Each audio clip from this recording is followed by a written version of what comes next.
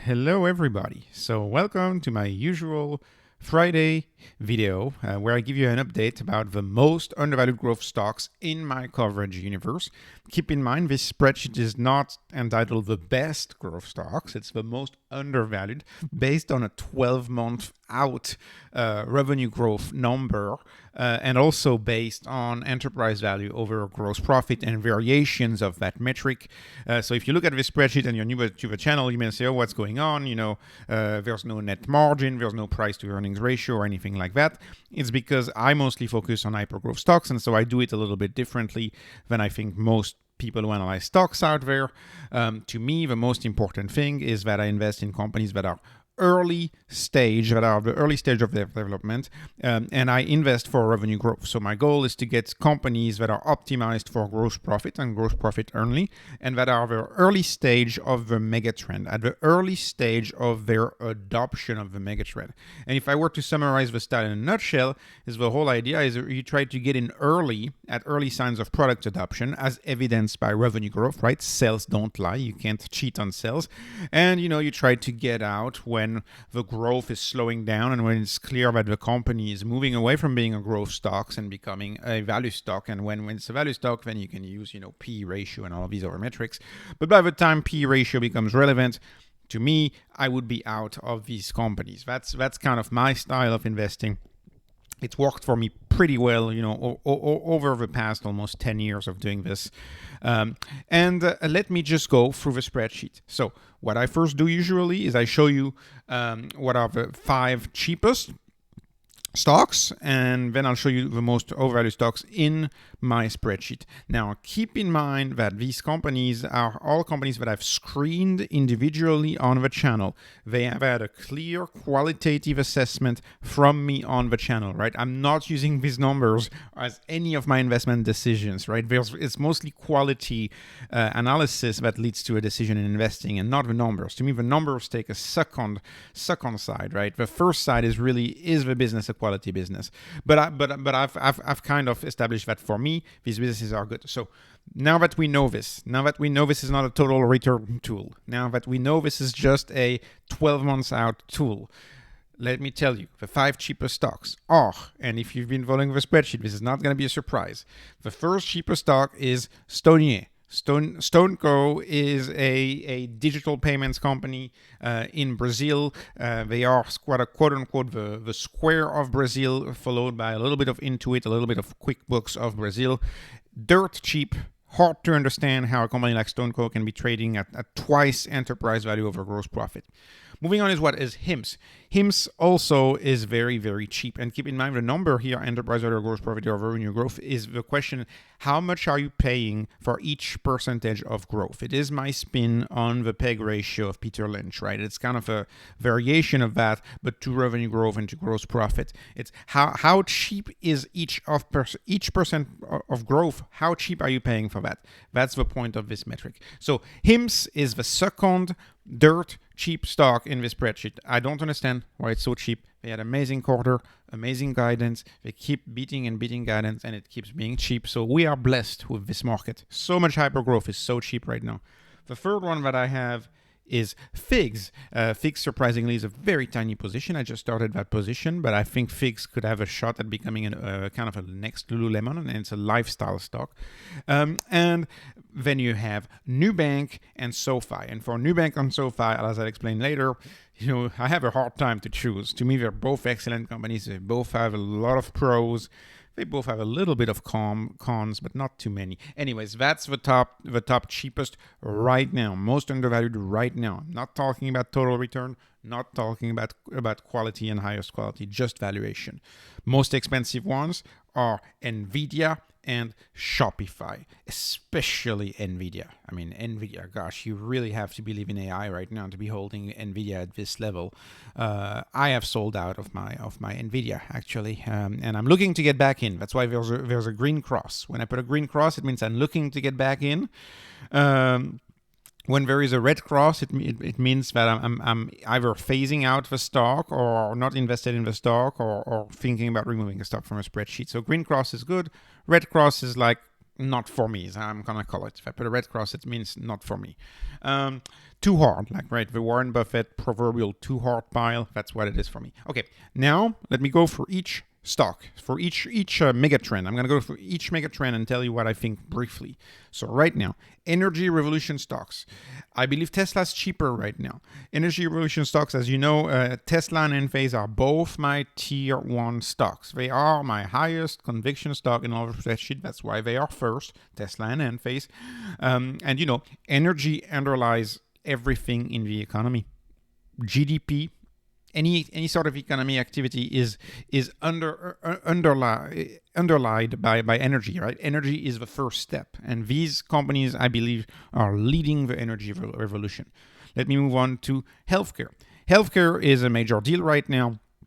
I do believe HIMSS has found a way to create a great business for itself, where it allows its customers to essentially, trade off the toughness of dealing with insurance, the difficulty of dealing with insurance, and you trade that off for simplicity. You trade that off for seeing a doctor within 24 hours. You trade that off for getting your prescription shipped.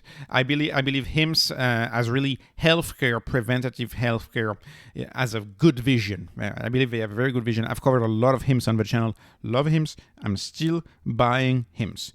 Okay, moving on to data warehouse, data monitoring SaaS stocks. So right now, the cheapest in those four is Datadog. I believe Datadog is pretty cheap, even though they have provided kind of poor guidance. They're pretty cheap. The most expensive is Snowflake. I've sold out of Snowflake.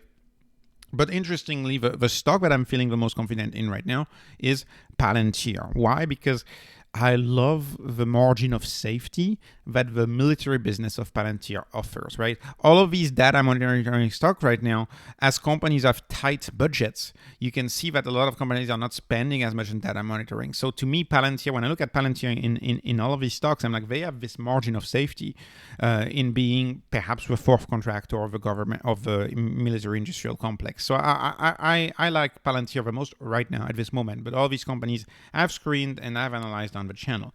Now let me move on to cybersecurity.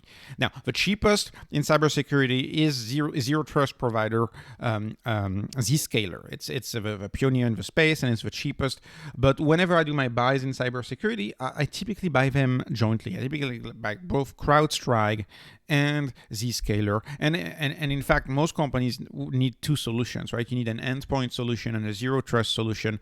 And I believe in those right now. Net, I wish I could buy more Net, but at this valuation, like when I compare to Zscaler, it's like almost twice as much as Zscaler. So I think Net is a little pricey per my spreadsheet. But I do like to buy both CrowdStrike and Zscaler. I've analyzed all three of these companies in the channel in depth. Now moving on to my e-commerce plays, Shopify, I am not touching Shopify at this point. It's a very expensive one. But my favorite is still MercadoLibre. I believe MercadoLibre went back down a little bit over this week, and it's back cheaper. And to me, MercadoLibre it's almost a tier 1 if I'm being honest in my analysis of MercadoLibre. They are winning in so much. So I'm buying MercadoLibre. I prefer MercadoLibre over C Limited, even though C Limited had a very impressive quarter, right? The past quarter of C Limited was very impressive, but I do prefer MercadoLibre at this point. Let me talk about my payment stock. Oh, and I feel bad now because DLocal and Square are both under attack by shorts and by a short report. And if I see the pattern that happened for DLocal and the fact that there's still a huge overhang on the stock, even though I bought some Square yesterday after the major drop, sometimes I wonder how long is the overhang going to be from this short report, right? Could the overhang be 6 months, 9 months, and then you got to ask yourself the opportunity cost. So for now, DLO and Square, I did my last buy of Square yesterday, and I'm not touching Square anymore. I haven't touched DLO in a long time. I'm kind of in a standby mode. I feel, I sleep well at night regarding both of these short reports because for me, STNE StoneCo is a much bigger position for me because look at how cheap it is. look at how cheap StoneCo is. It's my cheapest in the spreadsheet, and it's a great company and it's a great stock. And I've been following for a long time. I've been owning it for a long time too. I believe they have an edge in Brazil, and I like investing in Brazilian stocks. A lot of people see opportunities in China stocks. To me, I see opportunities in Brazilian stocks. These Brazilian stocks are very inexpensive, and the country has a lot of potential in my view, and it provides me diversification in portfolio because I'm so overly exposed to the US. I'm glad to have a little Latin America diversification here. Moving on, chip makers. So the chip makers, NVIDIA. Oh my gosh! I mean, Nvidia is so expensive. Like yes, I'm fully aware of Nvidia's position in the cloud. I'm fully aware of the people dropping 10 grand for the 10100s, not people for A100s, not people, but big companies, right? Microsoft's major orders of all of these GPUs. 8 GPUs in a data center bay compared to only 2 CPUs. I'm fully aware of that. I fully agree with the potential, but at this valuation, at this valuation, there's other stocks that have this similar potential. Not that many. I will agree to that. Not that many, but there's a few, like Tesla, for example. Tesla arguably has a similar potential to Nvidia if you were to compare the mega cap. And per my valuation, Tesla is significantly cheaper than Nvidia.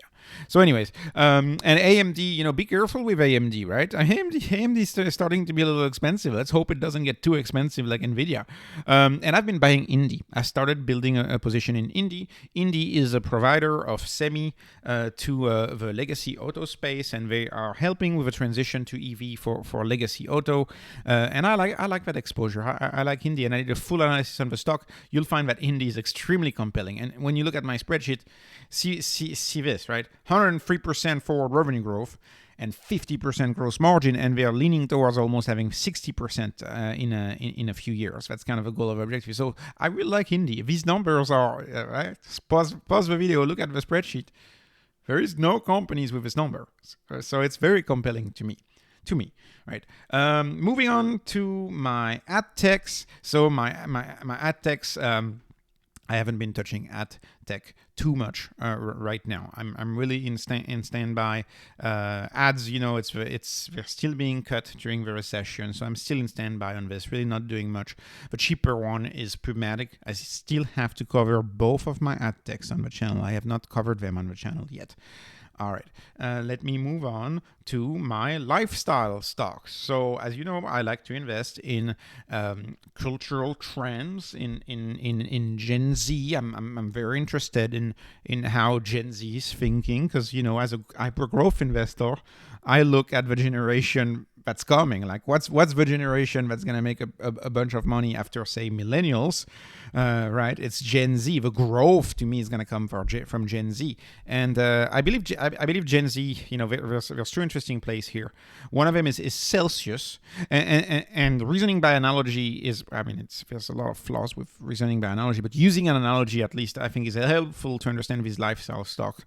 So I'll just summarize into two questions. When you look at early patterns of adoption of both of these companies, so Celsius is. Could Celsius be the next monster beverage? And if you look at the pattern of adoption and how it is, that's a case that you could make, right? It's likely that it won't happen, but what if it happened? What if it happened? What if it just had, say, a 5% chance of happening, right? Monster beverage is still one of the best performing stock in the history of stocks, like literally. So you know what I mean. So Celsius could be very big. These are small positions for me, by the way. This is nothing major, nothing substantial. It's fun. It's fun to look at that and think about the future, I believe.